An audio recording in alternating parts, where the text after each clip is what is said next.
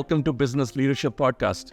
In this podcast, I interview successful business leaders and industry experts to help you grow your business. In this episode, I had a very interesting discussion with Gary Noesner.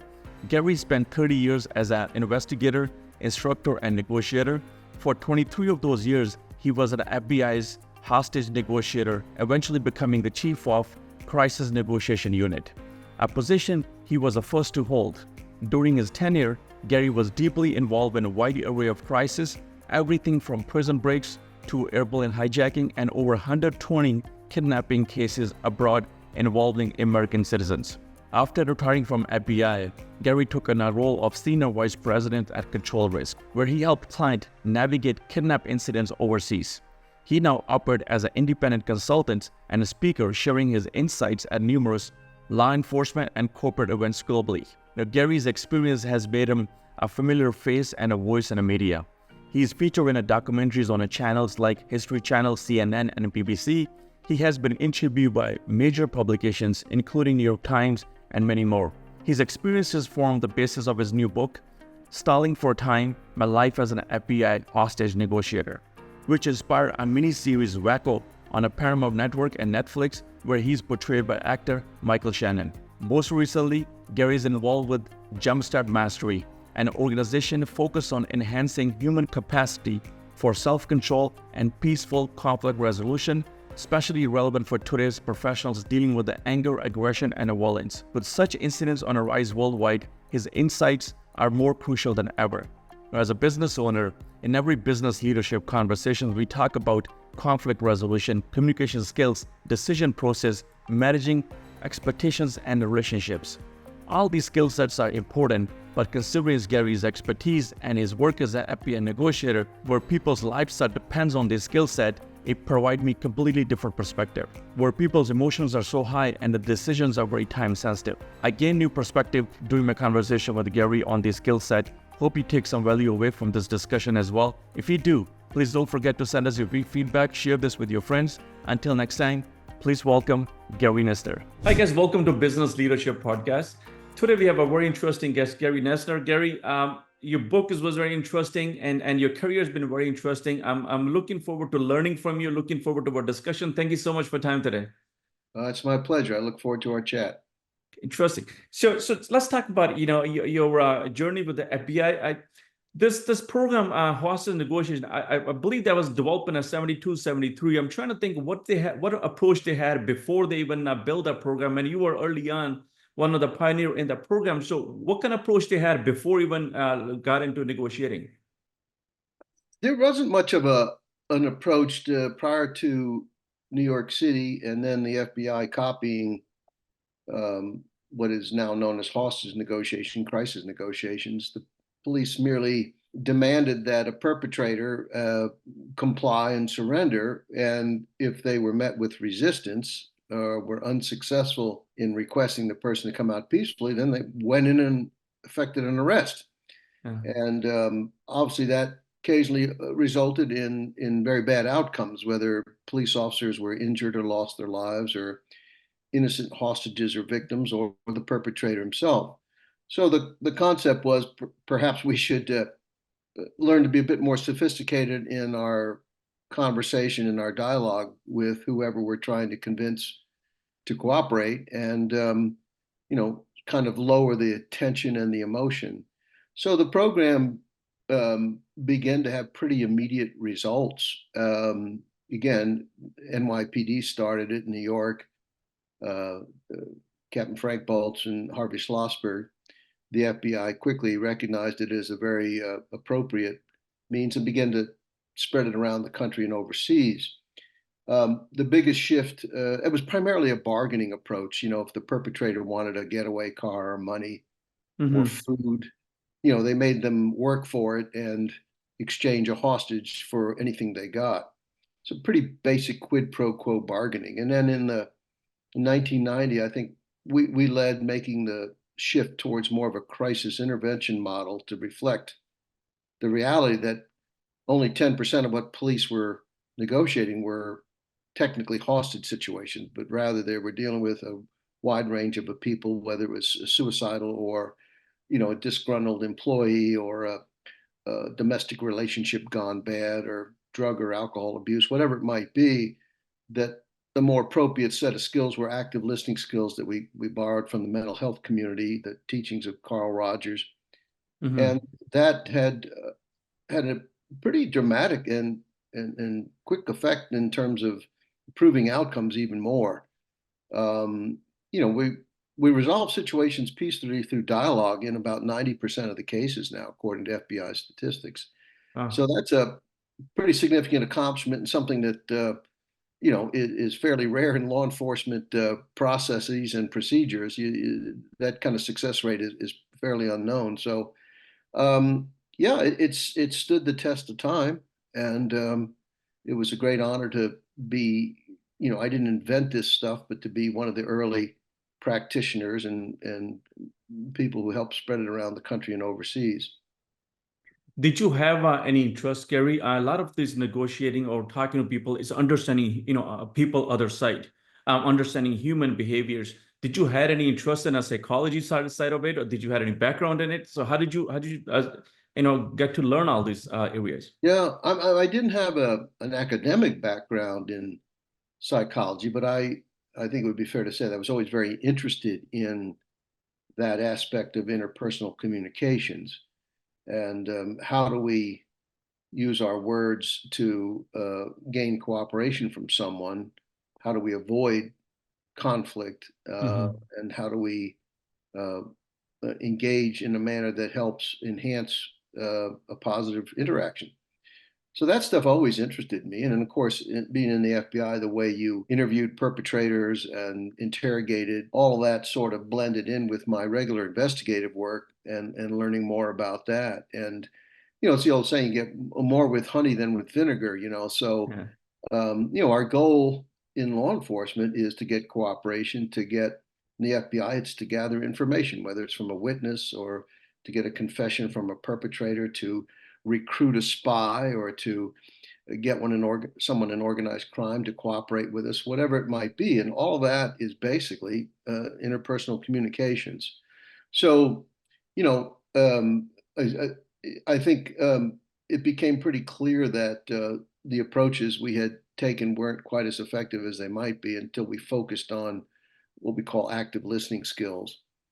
And they're called active because people view listening as a passive endeavor. You talk and I sit there and nod my head and listen and so forth yeah, and so on. But active listening is to engage with the person, to give them the feedback, whether it's through asking an open-ended question, or I might say, could you tell me more about that? And I don't understand. Could you explain that to me? So, and then when I hear that information, I feed it back to you. So I want to make sure I understand this is the problem or the issue that you have, the concern that you have, the feeling that you have about what's happening.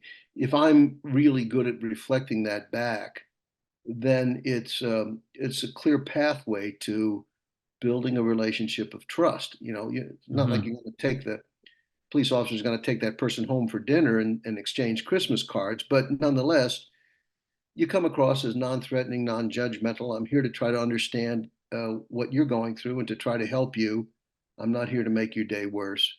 And it met with resistance early on because law enforcement's a paramilitary organization, and yeah, we have authority, we have a badge, we have a gun, we have handcuffs, and when we tell people to do things and they say, "I'm not doing it, screw you," we take exception to that. And yeah.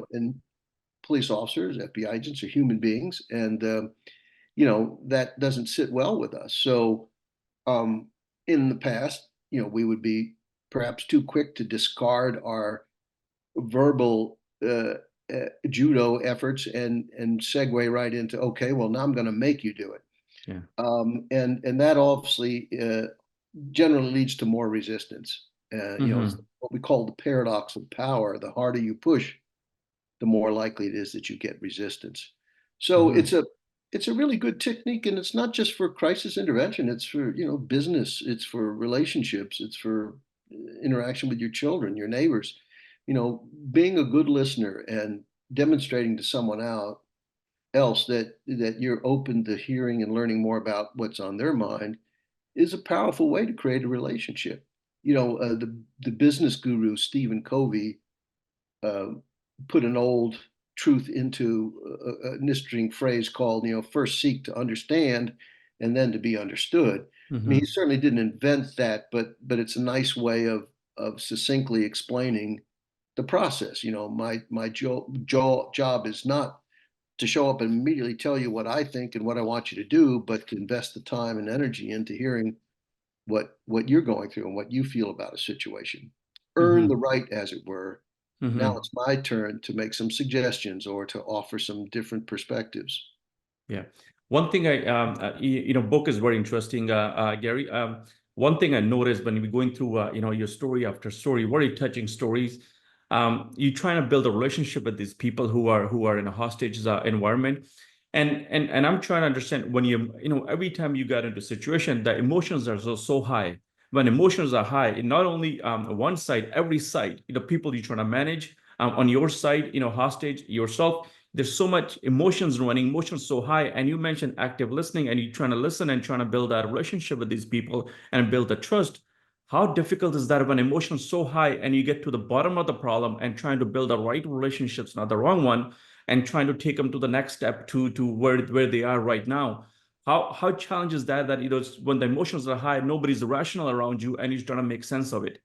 Yeah, no, that's an essential aspect of it that you're talking about. To illustrate that, we use the childhood playground equipment, the teeter totter or the seesaw.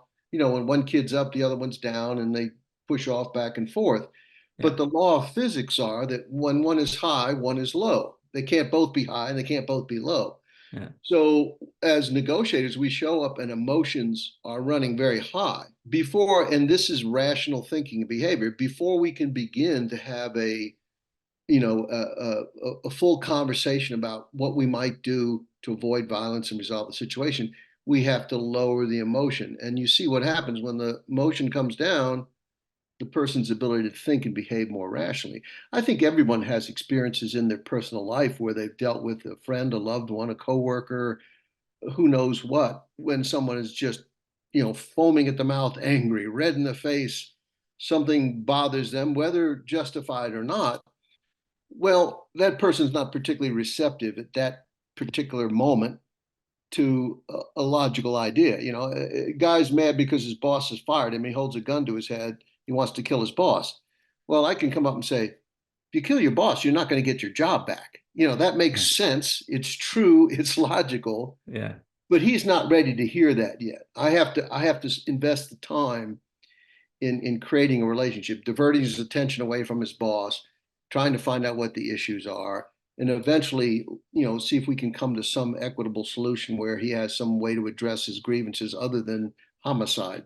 I mean, Hmm. so that's kind of how the process works. But you also touched on the fact that sometimes that challenge is internal. Sometimes it's the anger and frustration of police officials that you as a negotiator have to contend with in addition to the person who's engaged in the criminal activity. So it puts the negotiator, in a challenging spot. We don't expect everyone in law enforcement to have the in-depth level of training that we would as negotiators. So part of our job on the scene is educating ultimate decision makers. Now, boss, this is why we do this. We found out that if we approach it this way versus that way, these are the problems that we're likely to see. So you become sort of an instructor or an educator at the scene. Some leaders in law enforcement are smart enough to know it's a special area they don't have, and perhaps they should listen to their experts. Others, feel like, well, in the pecking order, I'm the top dog, so I'm making the decisions.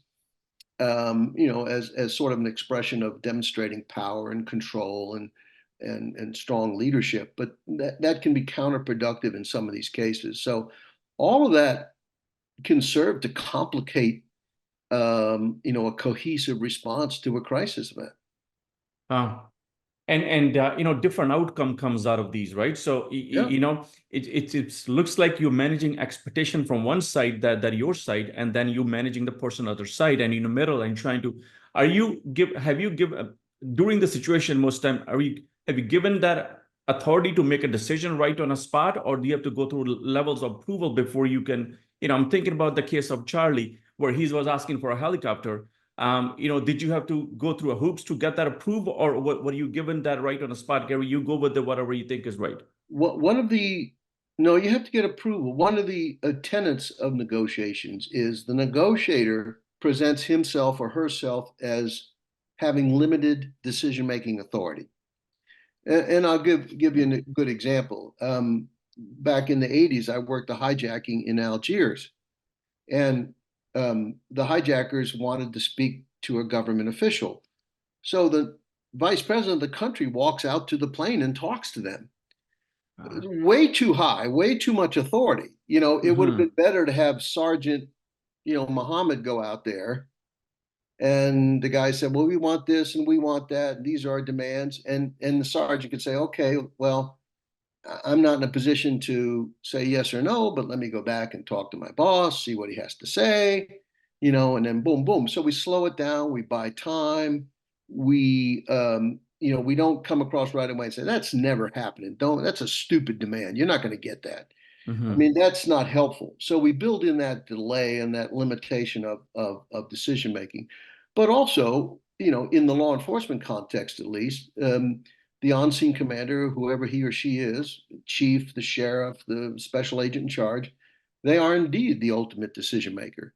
So when you say, I'm not authorized to make that, you know, here'd be a better example. And we try to avoid saying no. Say a bank robber Okay. says, he's trapped. He goes into the bank. He's having a bad day. He's not the smartest criminal in the world. He took too long to get the money, and next thing he knows, he looks out the front of the bank and there's police cars there. Now he's trapped. So now he says, "I'm taking hostages.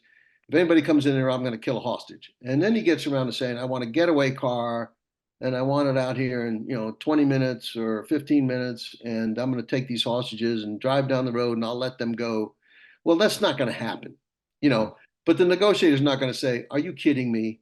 Forget about that. Yeah. The Yeah. negotiator's going to plant a seed of doubt and say something like, that's going to be a real challenge, and that's going to be difficult. I hear what you're saying, and I'm going to go to my boss and tell him this is what you have said and what you've asked for. But I think we both know that's going to be really tough to do.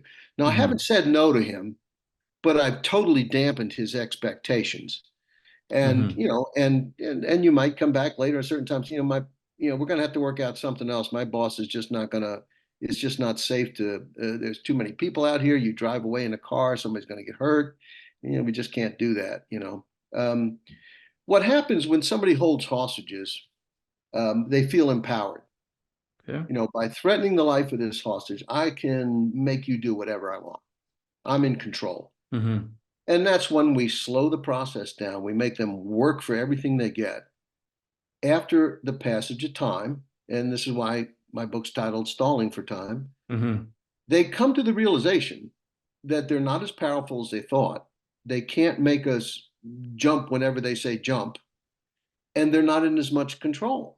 And therefore, they ultimately, unfortunately for us, most want to live more than they want to die. They ultimately are left with a very simple decision. You either cooperate with the police or you run the risk of being seriously injured or killed by the tactical team. Mm-hmm. Fortunately for us, it almost always works out. I shouldn't say almost over, but very high percent works out where they come to the realization that they don't want to die, and Yeah. so they comply. So that's kind of how the process works in a nutshell. Yeah, and adding time back to a point you made earlier, adding time also the emotional part we talk about, it gives them time to think it through, and emotions comes down a little bit probably, right? They become more rational Yeah, over time and because and it's fatigue. You using our yeah. continuing example of the hostage taker in the bank. If he's in there for a couple hours, it's a pretty strenuous job. One guy holding six people hostage, worried about the police outside, talking on the phone with the negotiator. It's exhausting. And maybe he didn't get something to eat. He's hungry. He's tired. All of these things tend to help nudge them towards a place where they're more receptive to the alternatives that the negotiator offers. Now, again, there are situations that end badly. A guy's so desperate he don't want to go back to jail, he'll engage in what we call suicide by cop. He'll come out and purposely aim his gun at the police, forcing the police to use deadly force against him. He may kill a hostage very, very rare to force the police to come in. So, or become suicidal. They don't all have a happy outcome, but as I mentioned, the percentages of success are in the 90 percentile. And that's all because we slow things down and we allow time to lower emotions and there's other benefits too. With the passage of time, we've now got to interview the doctor of one of the hostages who tells us about his heart condition. We get to talk to the perpetrator's wife who tells us some important piece of information about why he needs money. We get a drawing of the bank. The SWAT team practices if they have to go in, this is the most efficient, effective, safe way to do it. On and on and on and on. So time, the only time works against us is maybe some hostage or police officer is bleeding to death on the front steps and we have to get him out of there. Short of that, you could almost always say that the more time passes, the better off we are. Now, we're not purposely wasting time, but we're not in a rush either. And that's where the pressure comes from the other side, because sometimes police decision makers say, well, this is tying up the city. It's costing a lot of money. We don't have a budget in the overtime budget for this. This guy's making us look like fools. The mayor's saying clear the streets, whatever it might be. So those are pressures that do come up increasingly as time has gone by over the last couple decades. Police officials realize that while it may be a short-term cost by slowing things down, in reality, it saves reputation, it saves lawsuits, it saves unwanted deaths and injuries. So it's the smart way. In law enforcement, we tell the public we will use no more force than is absolutely necessary. Well, we don't always live up to that, but this approach clearly is a manifestation of that philosophy. If we have to use deadly force, we want the chief or the sheriff or whoever to be able to stand in front of the news cameras or in a court during some sort of civil suit and say, the perpetrator did the following things. And because of that, we were left with no option other than to try to rescue the hostages for fear that he said he was going to kill one in 5 minutes. He had fired off a shot. My negotiators tell me that he's becoming less and less stable. His language is more violent, et cetera, et cetera, et cetera.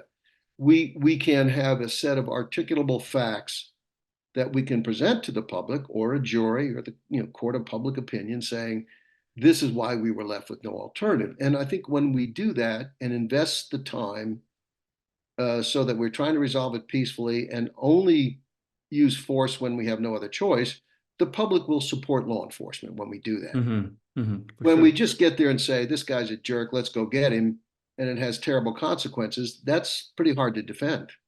From the program when it was developed by 73, Gary, till now, the technology changed, a lot of items changed, socially we changed quite a bit.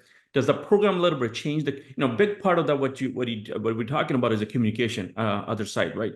There's so many channels of communication, whether it's a video, this, and, a lot of stuff has changed. Does the program or approach from FBI change over the years because of all the changes in technology? I don't know that if you call it the strategy or the psychological approach has changed very much. However, the technology has impacted. I mean, there are some negotiations now that take place over the internet or text messaging or cell phones. All of these things have had an impact on the manner with which police respond to these situations. So, that does have an impact. We don't. For example, historically, if you're in a jewelry store and you've robbed a jewelry store and you're holding hostages, I would want to isolate you so that the only person you can talk to would be the negotiator. That's it. Yeah. But nowadays, as you're is your mother calling you on the phone and giving you a chance to say goodbye, mom, I always loved you, which we wouldn't want. Yeah. Does some citizen call in and harass you? I mean, who knows? So all of these, how the law enforcement agencies will try to capture cell phones or cut off external communications. Those are all challenges that are increasingly difficult in our technological age. Yeah, because you don't know who the person would be connected to No, inside that store, right? It could be on a phone, video, whatever, that's right. store That's right. internet, his internet. It doesn't really matter. You've heard those stories about someone on a overpass threatening to jump, and Hmm. it's blocking traffic. And the police are trying to talk to him, and then there's some people say, "Go ahead and jump. I want to get home. This guy's a jerk. I hope he dies. Whatever." Well, that's the same thing that could happen, in a different sort of way over the phone. That's why we don't want external forces calling in. I mean, even in the famous Waco siege we were involved in, early in the situation, a television station called into David Koresh, and the operator got on the phone and said, "I have a call from, whatever news show it was for David Koresh." And the negotiator said, I'm a law enforcement negotiator. This is a critical situation. Do not cut me off." And the operator cut him off because he said, "Yeah, I'll talk to the news people." Wow. And that's irresponsible. And I helped devise some guidelines for the Radio and Television News Directors Association many years ago that sort of told them it's not appropriate for them to get involved in these situations. This Hmm. should be just between the police and the perpetrator. But we still have some of those complications that we have to deal with. It's not an easy business. Yeah, definitely. So when you're dealing with that negotiating, whether whatever the outcome comes out of it, is it a good in our favor or it's against, that you don't want, but you get to learn, about this person's life, what the person's gone through in a short, you're working around the clock and you're trying to communicate with the person, and you're vested into it. How big is the impact on a personal level, Gary? Whatever the outcome comes in, when you go away from that, the case is solved. How do you deal with that trauma in your head that, listen, I wish he made this kind of decision, could have been better outcome for the family or for the person. How you invested personally into those kind of stories, because they're probably gonna stay with you for forever. Well, particularly when there's loss of life and when it's a loss of innocent life. Okay, we're dealing with a bank robber, and the bank robber says, "I can't go back to jail," and he shoots himself. Do you feel bad because a human being lost his life? Sure. But who do you blame? You say, well, this guy made his choice. Yeah. Now, on the other hand, that same person shoots, a woman who he's holding hostage for no reason. Then you take that personally. What should we have done? What could we have stopped him from saying that? It really comes into play. Even in those cases, we tend to blame the bad guy psychologically. The worst cases are the suicides, because not everybody that commits, in fact, very few people that commit suicide are criminals. It's someone who's going through a traumatic situation in their life. Their spouse has left them. They've lost their job. They, whatever it might be that's causing this depression. And you can talk to someone like that and really feel a connection with them and want to help them. Hmm. And most of the time, you will be successful. But as I've always told negotiators, if you respond to enough of these, someone will kill themselves. And it's not because you said or did something wrong, it's just the law of averages. At some point in time, when we respond to a suicide, we have what we call ambivalence. A Hmm. part of them wants to live, a part of them wants to die. And the fact Yeah. that they haven't made that choice yet is your salesman's foot in the door, but that doesn't guarantee success. And when someone like that takes their life, that is a good person otherwise, Hmm. you feel a sense of responsibility. The only way to combat that, and what I've always done with negotiators, is we work as a team. So if there's three of us talking to somebody, I might be the only one on the phone, but I have two people helping me. Between calls, we are deciding amongst ourselves based on our experience and our training, what do we think the best approach is? Yeah. And then if that's successful, we share the credit. And if it goes bad, we share the responsibility. It shouldn't fall on the shoulders of one person. It's I've gotten much of my life from the serenity prayer, which you may be familiar with. You know, to Mm-hmm. know what you can do and what you Yeah. can't do, and understand the difference. So when you go into these situations, I control me, the negotiator, or we control ourselves as a negotiation team. We're going to try to influence this person. We want to sincerely, genuinely make every possible effort to come everybody come out alive. But at the end of the day, we don't control it. Mm-hmm. Only this person and whatever they're going through ultimately decides the outcome.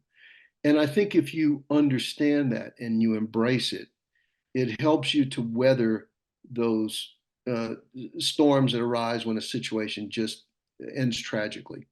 Very interesting. And that experience, Gary, what you just outlined, that kind of be mirror in a training programs, whatever training program FBI runs. I'm trying to think, what do they do in a training?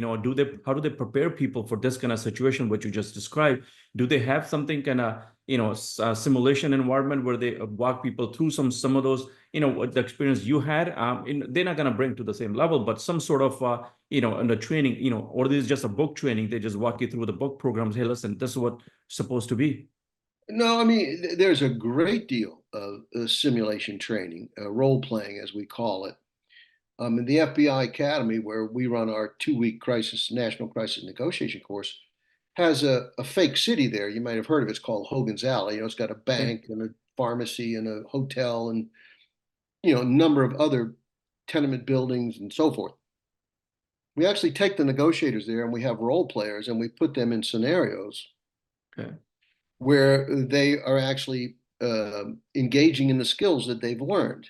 And of course, if they're going to make mistakes, that's where you want it to occur, you Yeah. know. So yeah, then we study abnormal psychology, we study the mechanics of negotiations, how the team functions, the challenges we face, and we do a lot of case study work. You know, this is what happened in this case, and this is why it went bad or why it was successful, and all of that I think helps prepare a negotiator uh, to the highest extent we can. You know, then every situation is unique and has some different components. But you know, that's kind of the approach we take. Is one of some of your stories from a book? They also part of the case studies. They turn into case studies for There are FBI. variations, you know. I mean, certainly, I'm sure they have new ones now. But when I was there, you know, that was one of the great things about being an instructor, but also responding operationally. It allowed me to the day after a situation and I'm teaching a class, I say, let me give you an example of how this works, you know, and it also gives it validity and it carries more weight when the instructor says, well, here's a mistake I made that I want to share with you, and hopefully you will not make this same mistake. But Mm-hmm. when I talk about mistakes, the biggest advice I give to negotiators is you will make mistakes. There, in hindsight, if you were listening to a 3 hour recording of a negotiation incident that you worked as a negotiator, in hindsight, you would say, I could have done that better, or I didn't hear that right. But that is really not important. What's important is, do you come across generally as someone who is sincere and genuine and honest and trying to project that you want to help this person get out of a difficult situation? That's what carries the day. And I come to that belief through a question we always asked people when they came out after a situation. We always said, what did we say that, or what did I say that made you come out? And the answer was always the same. I don't remember, but I like the way you said it. And Wow. that's so powerful if you think about that. Mm-hmm. You know, your ability to project sincerity and genuineness, integrity, honesty, all those things carry much more weight than the specific items that you know, talk about in your conversation. Mm-hmm. And I think it's important for negotiators to remember that, because also it frees them up from worrying so much about every single word they're going to say, because that then inhibits your natural projection of being a human being. So if you're comfortable with yourself, you're well trained, you know what you're trying to accomplish, and you come across this person, you know, It's a difficult situation you're in, and you sound like a good person, and I hate to see this end badly for you. What can I do to help you work through this? Mm-hmm. Now, I'd like to think that what I just said in those last sentence or two came across as warm and nurturing and comforting. And Mm-hmm. it's not what they expect to get from cops. They expect to get, sir, you better put your gun down and come out of there. You're going to be in big trouble. That's what Yeah. they expect. But Yeah. instead, they get, hey, this is Gary. I'm with the police, and I'd like to know what's going on in there. It sounds like there's a problem, and I'd like to help you with it if I can. Well, there's a world of difference between those two approaches in terms of tone and demeanor and expressed intent. On human levels, these people probably, hostage taking arrangement, they want to be understood. And you just, by your just tone of voice, the way you approached it, you just simply telling them, I'm on your side. I'm simply trying to help. Yeah, 90% of what negotiators respond to are emotionally driven situations. Yeah. So knowing that, that's why we made the shift in 1990 to an crisis intervention model, because it was more reflective of what we were doing. We weren't really there bargaining with people. I mean, I helped the police department once on a guy that climbed up a radio tower and he was Wow. going to commit suicide and jump. The police want to say, well, we got to bargain with this guy. So well, he's not there to bargain. Yeah. His life's falling apart, and he's thinking of killing himself. So he wanted cigarettes in that case. I said, well, he's not there to trade something for the cigarettes. Number one, he doesn't have anything to trade. Mm-hmm. So, but if you gave him a few cigarettes, it really only served to show that you're there not to mess around with him or make his day worse. Yeah. You're sincerely genuine trying to help him.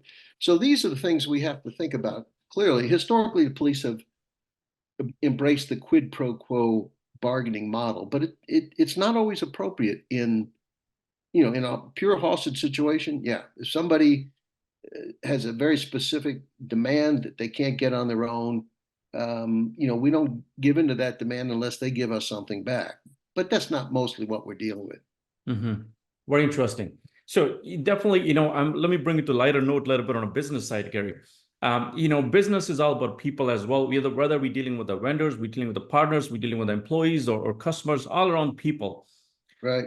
Most business owners never gonna deal with the seriousness of the situation that you outlined what you gone through in your career, but a very smaller subset of it, negotiating with the people, dealing with the people, conflict resolution or crisis resolution in a business.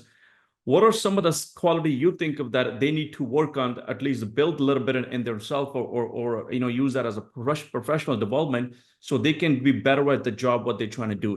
So any word of advice for those business Yeah, leaders who are trying to do that? I think a lot of leaders feel pressure to project that they know everything and they're in charge, and they're going to make a really firm decision right away and so forth and so on. When I think really good, effective leaders, bring in their team. They're open to ideas. They recognize good ideas from others and acknowledge it. That's a great idea, Joe. I'm glad you brought that up. That's something we really need to consider, and I hadn't thought about that. Give your people credit. Be open to their ideas and suggestions.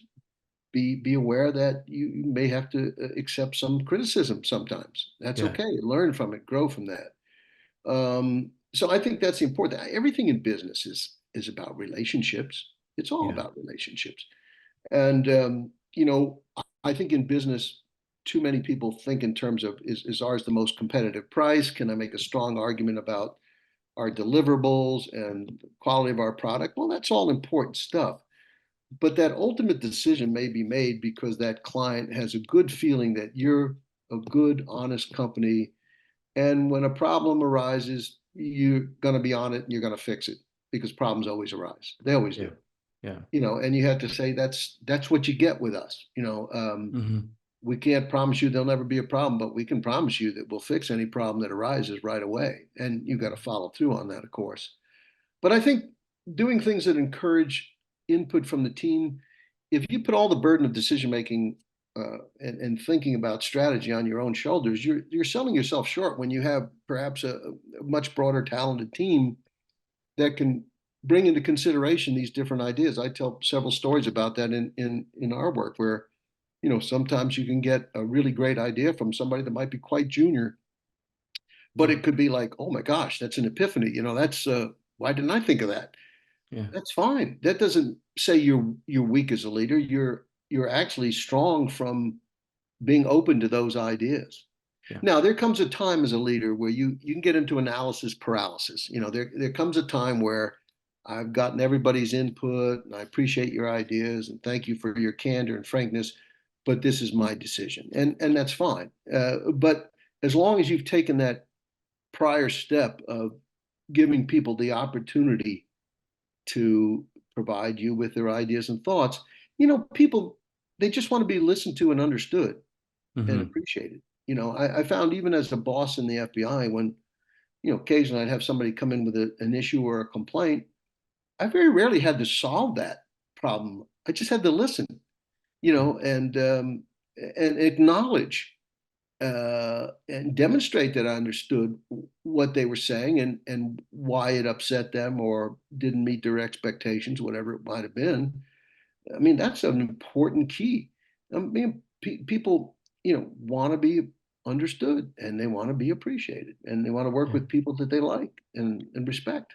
Yeah, and to your previous point, what you mentioned, being genuine and everything, I think that goes a long way. If you leading with example, that makes a big difference. And how many, I'm gone through so many business deals for last 10, 15 years, and even a client for 10, 15 years.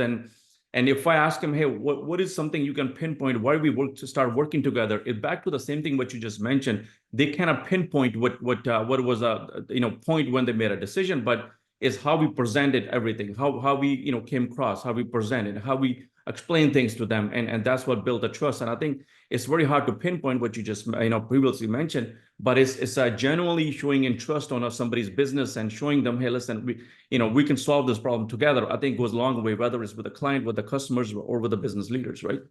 No, I know you're absolutely right.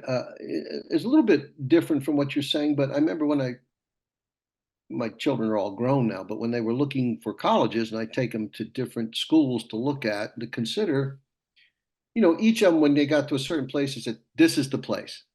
Now, if you said, what is it about this college versus the other three we saw, Mm-hmm. it's hard to define. But there was an overall sense of this is a good fit for me visually, academically, socially. It feels right. Yeah. And I think you can translate that to an extent in business. I want to do business with, I mean, it's happened to me, in recent months, where I've had competing companies bid to do some work for me at my house. And I've gone with a more expensive company several times because I had a better feeling about the quality of the work and the responsiveness, the way they talked to me, Mm-hmm. the detail, the time they spent with me, the feeling that I got that they were approachable and open, and I was hearing what I needed to hear from them. There's a lot of intrinsic value to those things, Mm-hmm. and I think I did consulting for quite a while, 10 years after I left the FBI, and I never lost a client after I had one because I think the client said, yeah, yes, Mr. Finance Person, the other company is cheaper than the company Gary works for, but they don't have Gary. Yeah. And I'm not talking about me. I'm just using that as an example that if you forge that relationship, there's a value in that. You know Mm-hmm. that you are the face of the company. They know if they have a problem, they're going to call you up. You're on it. It's going to get fixed. Hey, that product that they said was going to be here last week didn't show up, and I'm getting grief from my boss. What can you do Yeah. anything? I'm on it. I don't know if I can make it happen right away, but they know they don't have to make six more phone calls. I'm gonna Yeah. work all night and I'm gonna call them back and say, okay, here's what happened. You're gonna have it 2 days from now. Yeah. Good. Thank you very much. That's value in that. There's a lot of Mm-hmm. that. Yeah, they attach value to the person, right? And rather than just the numbers, right? So Yeah, I think yeah. so. I think so. Yeah. How many of us hate when we call someone on the phone, a company on the phone, and we get this automated? It just drives us nuts. We want to Yeah. talk to a human being. And even when you get a human being, some of them are fantastic and some are bad. You can tell the ones that are well trained. They said, Let me get your number in case we get disconnected. I'm going to call you right back, Mr. Noesner. Boom, boom, boom, boom, boom. And they follow through. They take your time. They absorb whatever frustrations you're manifesting, Yeah. and they leave you with a good feeling, Hmm. and then you say, I had a little problem with that, but boy, they took care of it right away. I think if I buy another one of these products, I'm going to go back to them. Very interesting. Yeah, I think Wow. it's little things that Yeah. can carry a lot of weight. Yeah, definitely. And any business, business owner listening or Yeah, watching, they can apply that to the business, right? I think So so. where are you spending more time and energy, Gary, these days? I saw Jumpstart. If you walk us, our audience, through what Jumpstart is about, or where else are you spending time and energy these days, Gary? Yeah, I've cut way back on working. I'm exploring writing another book. I'm not sure if I'll finish it, but I've pushed it down the road a bit. I do some corporate speaking. Um, Not a lot of it, but I do a bit of it now. And the project that you just mentioned, um, Andy Prisco, who runs Jumpstart Mastery, which you can find on LinkedIn or Facebook, or just an internet search. He does a variety of different training things, but Jack Cambria, who headed up the NYPD negotiation team for many years, and myself, along with Andy, have just created a 6 or 7 part series where we sit around at a table and we discuss important negotiation, law enforcement related negotiation aspects. Like this conversation, some of it has applicability far beyond law enforcement, but it's mostly centered on the law enforcement experience. And I'm very proud of the series. And part of it, I think Jack and I are both getting a little older, and we're saying, maybe we have some experiences that are unique and, you know, won't need to be memorialized for maybe the next generation if they want to hear what some of the Hmm. old timers went through, and some of the key lessons we learned, because some of that stuff gets lost Yeah. through time. Some of the examples that drove us to embrace certain policies, some of those cases might not even be remembered by somebody who trained a year ago as a negotiator. So Hmm. having some of this stuff down, so that it's called the Icons of Influence. Highly recommended. I think I think 3 of them have been released so far, and they'll release another one a week coming up here. But I'm quite proud of those. Yeah, I'm gonna include a link to Jumpstart and your book below the video as well. But I Yeah, listened to a couple of podcasts released on a Jumpstart. I think it's a great conversation from Andy, and you guys have a tons of wealth of experience, behind you, and listening to that experience and learning from it. I think there's so much people to learn from. So I definitely recommend if people gotta go check out the podcast. There's so much to learn from the conversation with three of you. well, I appreciate that. I mean, it was kind of a fun project to be involved in. Got it.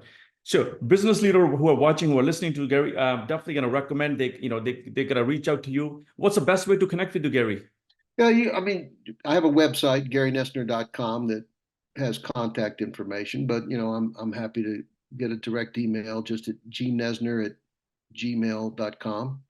I will include that below the video, your website and the email Sure, as sure. well. You can send me an email, and I'm certainly open to some speaking engagements. Now at my advanced old age, I don't want to live on the road anymore, but I'm happy to do from time to time. You've done that for too many years. It looks like away from a family and just Yeah, traveling with the FBI. yeah, exactly. My passport's been worn out many times. I learned so much from you. Business owner watching or listening, I will definitely recommend, reach out to you, connect with you. And it's if you have a team around you and having you as a speaker or talking to just having a conversation with you and their team, I think their team's going to learn so much from you, just, from your experience, from all the expertise, over the wealth of experience, the years of, working with the FBI. I think there's so much to learn from you. Definitely business owners recommend highly connect with you and form a conversation and see where the conversation can take them. Well, thank you very much. I think everyone in business and life should strive towards working in a collegial, cooperative atmosphere, and Yeah. that doesn't just happen on its own. You have to put some effort into that. Hiring good people, making them feel they can grow within the organization and that their contributions are recognized, and their opinions and thoughts are valued. Yeah. It sounds like such a small and easy thing, but so many don't really do that adequately, and they have high turnover. You want to keep talented people, and they have to have a reason to stay, Yeah. and you need to Yeah. give them that. And communication skills, one of those area, Gary. You can spend as much time you can. There's always room to improve where you are in a communication, whether it's for your team, with your client. And these things, your experience definitely. There's so many examples to learn from to build on a communication skills and improve your organization and go from there.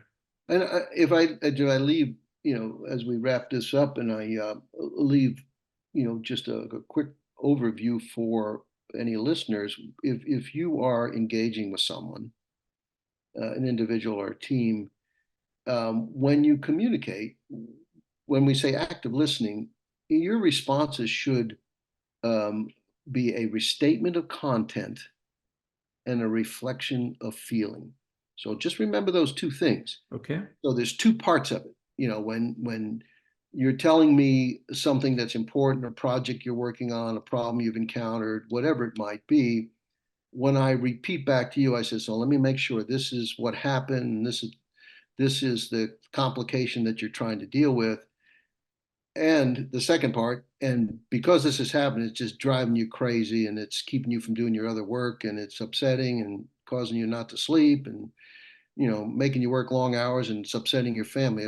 If I get all of that right, in my few words, then I really hit a home run with you where you're saying in your mind, yes, he understood me. Now I have to put it in my own words. I don't want to just be a mirror, although mirroring is a good technique, but I want to put it in my own words to paraphrase what you've said. And it's a really powerful tool because I'm not saying I understand, I'm proving it, I'm demonstrating it to you. Got it. And Got it. and and the other really nice piece of that, if I get it a little wrong, what are you going to do? You're going to correct me. Yeah. So now I know. Say, well, you're really angry at your coworker, and you say, well, no, I'm just frustrated. Well, now I know frustration is the key word that I have to respond to. You know, so you can't really fail, is what I'm trying to say. You show a good, sincere effort. I'm trying to understand you. Let me see if I've got this right. Mm-hmm. And it's just powerful stuff. And it's so simple, and so many don't use it. I gotta use it. I'm not using it. So first, I want to make sure I get it right this time. So the two keys. One second was a repeat the feeling, and the first one was sorry, Restate the content, what we the would call content. the story of what's happening, Okay. and reflect the feeling and how they feel about it. It's not just what happens to us in life, it's how we feel about it. So, you know, focus on those two parts, and, you stand a good chance of successfully capturing, the issue at hand and how it's influencing or affecting the other person. So people want to be understood. They want to be appreciated. They want to know how it's bothering them. Well, you sent this person on that business trip, and I was kind of expecting to go to that boss, and it really pissed me off. Okay, so well, it Yeah. sounds like I sent Joe on this trip instead of you, Mary, and that you were expecting to go on that, and I guess I didn't appreciate that, and because of that, you're kind of really upset and you're angry at me. Is that right? Yes, okay, that's fine. I haven't said you're right, you're wrong. I haven't Mm-hmm. said I'm a bad guy or I've just said, okay, that's what you came in to see me about. I got it. I got it. Now, then you might move forward to say, like, now that I reflect on it, I think you're right. I forgot that you had wanted to go on that trip. I'll tell you what, I'm going to put you in for the next really exciting trip we have. We got one coming up to Paris in 2 months. Would it help if you went on that one? Because I think you'd be great for that job. And I kind of let you down on this one, but I'm willing to help you. Whatever. Yeah. And what is she gonna do? Is she gonna say, "Oh, he's a son of a bitch"? No, she's gonna even say, "Okay, I feel He did better something now. about it. He did That's something. I've been stewing on this for 2 days. Yeah. Now I came into my boss. I got it off my chest, and there's no question in my mind that he understood how I felt about this, Yeah. about what happened. It's simple. It's simple, but it's powerful. It And is. of It is course, there should nothing about this should be phony. You should do it in a sincere and for genuine way sure. because Mm-hmm. people can read that too. Yeah. So yeah, those are just a quick tip on that kind of thing. It's That's a great tip. I just wrote it down. I'm gonna practice that, Gary. It was a great tip. I definitely recommend. I just wrote it down and I'm gonna practice that. But I think it's a great way of understanding people, playing it back, and then converting the feelings. Great stuff. Thank you so much for your time, Gary. It's my pleasure. All right, thank you.